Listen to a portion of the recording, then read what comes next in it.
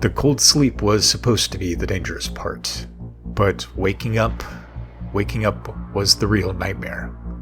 We are deep into the game cycle now. The Nemesis isn't a starship anymore, it's a tomb, just waiting for the lid to slide shut.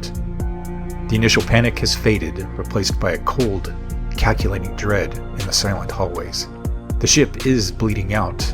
Every severed power line throws chaotic shadows across the bulkheads. Every footstep down these dead corridors echoes. Every dark ventilation shaft looks like an open throat, just waiting to swallow us. As we push here into turns 5 and 6, the survival calculus gets even more brutal. The scout is darting ahead into the pitch black, trusting her instincts and adrenaline, chasing the faint hope of an intact escape pod or possibly any survivors. But on this ship, speed means noise, and noise draws the intruders. Meanwhile, the medic is running out of supplies and also running out of time.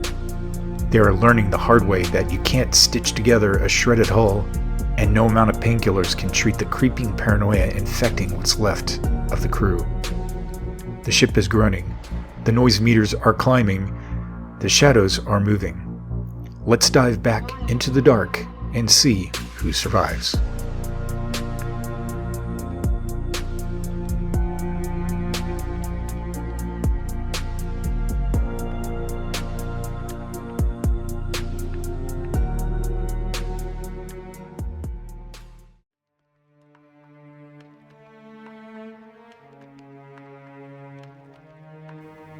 The mechanical hum of Evacuation Section A was a hollow comfort. The scout knew she could not linger here. Every second wasted in these escape bays was a second the ship, or whatever was currently hunting her, had to seal her fate. Gripping her rifle, she moved out into the darkened arterial hallways of the ship. Pushing her way down the hall, she stepped into a cramped utilitarian space, bathed in the sickly amber glow of emergency lighting. This was airlock control. The room was in rough shape. A shower of sparks rained down from a blown conduit in the ceiling, illuminating a severely damaged control panel, a malfunction that would make this impossible to use until repaired. She scanned the room, noting 2 heavy security lockboxes strapped to the bulkhead. Loot, if she had the time. But just as she stepped forward to investigate, her boot clipped a loose piece of grating. She froze. For an agonizing second, nothing happened. Then from the adjacent corridor, a distinct heavy scraping echoed through the vent shafts. Something had heard her. The noise was distant, but it was moving. Knowing she had to keep pushing towards the bow of the ship to uncover the rest of the layout, she decided to take no further chances. She holstered her weapon to free up both hands, stepping with excruciating precision. It was a slow, agonizing, careful movement, checking every blind corner. She slipped through the threshold into the generator room. The sheer scale of the massive dormant power turbines dwarfed her. The amber lighting persisted here, casting long, menacing shadows across the grated floor. She held her breath, waiting for the inevitable skittering of claws. But there was nothing. Total, blissful silence. Exhaling a long, shaky breath, she allowed herself to relax her shoulders just a fraction. Tucked into the corner of the room was a single supply crate, sitting just beneath the soft, blinking green glow of an active computer terminal. The scout leaned against the cold metal of the terminal desk, eyes darting between the dark corners of the generator room and the data scrolling across the screen. She braced herself for whatever the ship would throw at her next.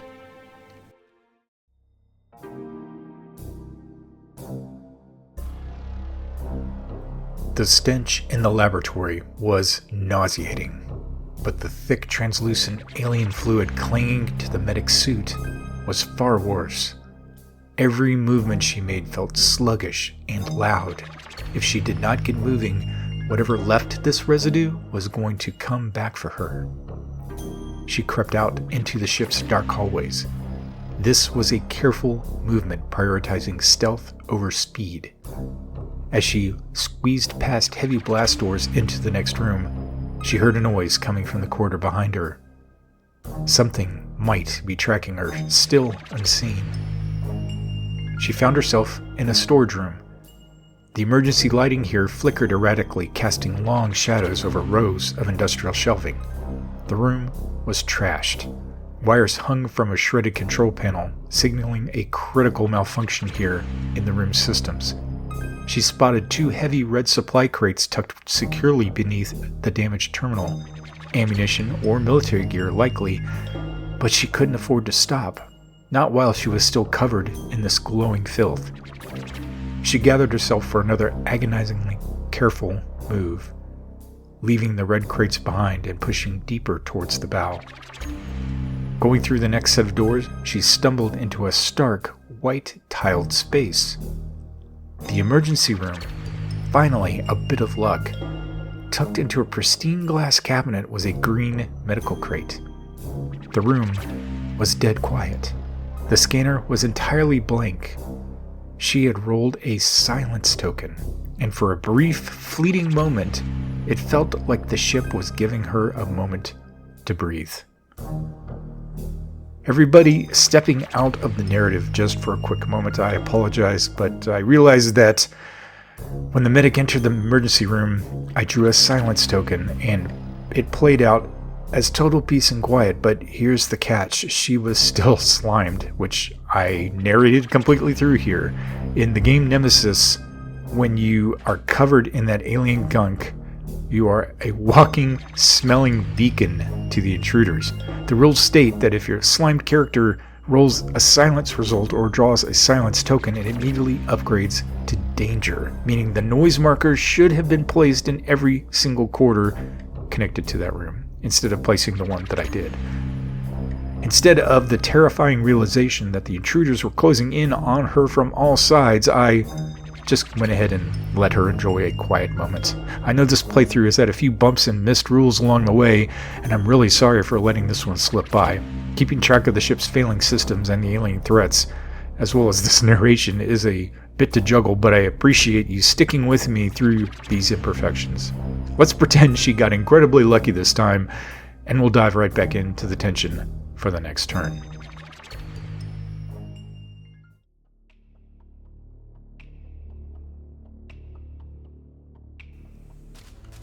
Deep within the bowels of the Nemesis, the automated ship clock rolled over. Time was slipping away.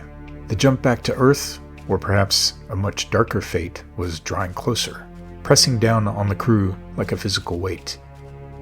The sheer psychological toll of the ship was beginning to manifest. For the scout in the generator room and the medic in the emergency room, adrenaline was giving way to bone-deep exhaustion. The shadows seemed to stretch longer, and their gear felt heavier.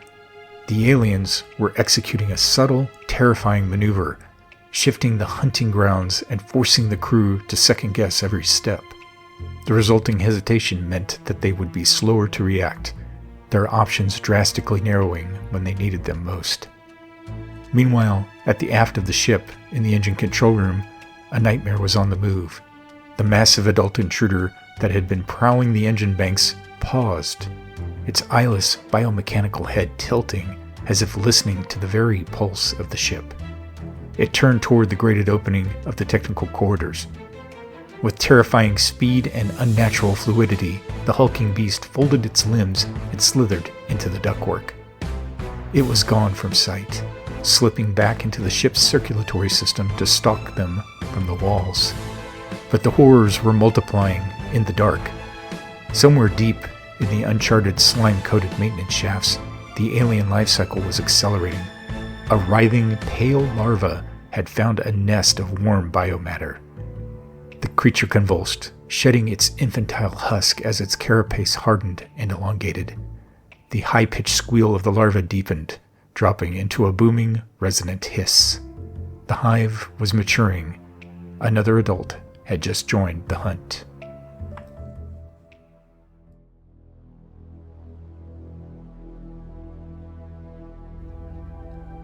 The psychological strain of the Nemesis was finally taking its toll. The shifting tactics of the intruders left the scout feeling completely drained. Her mind felt clouded, her reflexes dulled. She had fewer tricks up her sleeve, fewer options to stay alive, but she couldn't stop. Burning precious energy, she pushed off the generator room's console and hauled herself through the corridor, breaking into a brisk run towards the bow of the ship. She stepped into the sprawling, windowed expanse of the cockpit. As her boots hit the deck, a piece of loose wiring snagged her gear. She stumbled against a bulkhead. Immediately, from the dark corridor branching off to starboard, something shifted in response. A clatter of debris. She froze, eyeing the pilot's chair. The temptation to check the nav computer and lock in Earth's coordinates was nearly overwhelming. But what good was a destination if no one was coming to save them? She needed to send the SOS. She needed to send the signal. She forced her eyes away from the navigation screens. She gripped her weapon tightly and began a slow, agonizingly careful movement toward the next unmapped sector. It cost her nearly all of her remaining strength and focus to move without a sound. She passed through the door. The room revealed banks of massive transmitters and subspace relays. The comms room. Relief washed over her.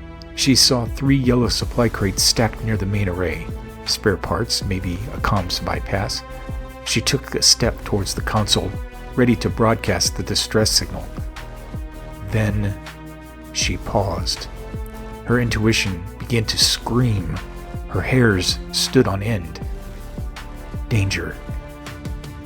The sound of movement erupted from every corridor surrounding the comms room, but the worst sound came from the vents directly above her, the technical corridor.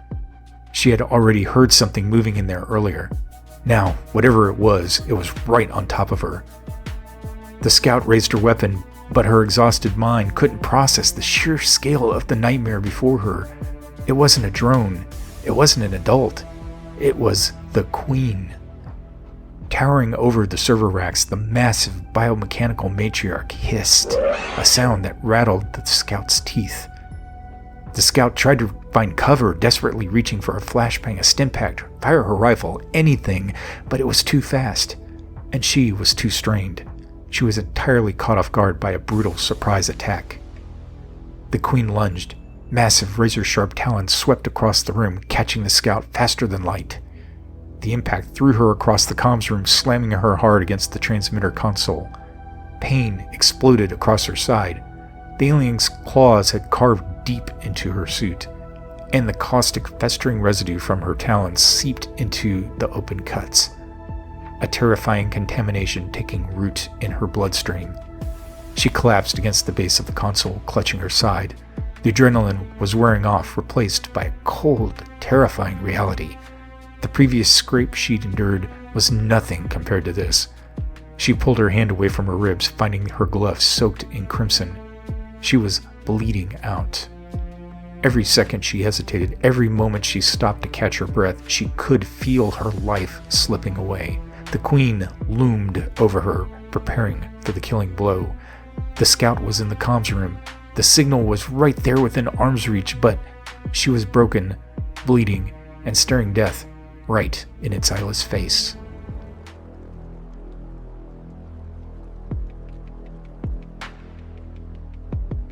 The sterile, white-tiled walls of the emergency room offered a deceptive sense of sanctuary. The medic leaned heavily against a surgical table, her breath coming in labored gasps. She was exhausted, the ship's shifting tactics draining her resolve. But it was the glowing, noxious slime coating her hazard suit that truly frayed her nerves. It smelled of ozone and rotting meat, a constant beacon to the nightmares crawling through the vents. Suddenly, the heavy vibration of a massive impact shuddered through the floorboards. The medic froze, her blood running cold. That came from the bow. The scout was up there, only a bulkhead or two away. The sheer volume of that roar meant only one thing. The Hive's matriarch had arrived. The Queen.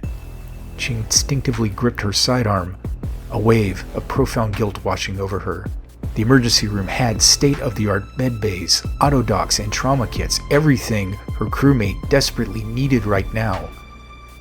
But if she ran into that fight covered in alien pheromones, she would only serve as an appetizer. She had to deal with the slime first. Reluctantly turning her back to the corridor leading forward, she rushed over to the secure green medical crate that she had spotted earlier and punched in the manual override. She tore through the contents. Bandages, sterile gauze, saline, all useless right now.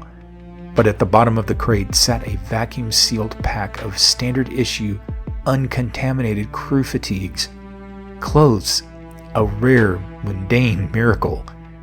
Without hesitating, she spent precious seconds shedding her ruined outer layer. Stepping out of the puddle of alien residue, she pulled on the fresh clothing and fastened the heavy utility belt. The transformation was immediate. The stench was gone. The heavy, restrictive weight of the slime no longer clung to her limbs. Against all odds, the medic felt a sudden surge of clarity. Her exhaustion melted away, replaced by a cold, calculating adrenaline. She checked her weapon and stared at the corridor separating her from the scout. The ship was nearly mapped, but the real nightmare had just revealed itself. The odds were impossible, but she was clean, she was focused, and she was ready.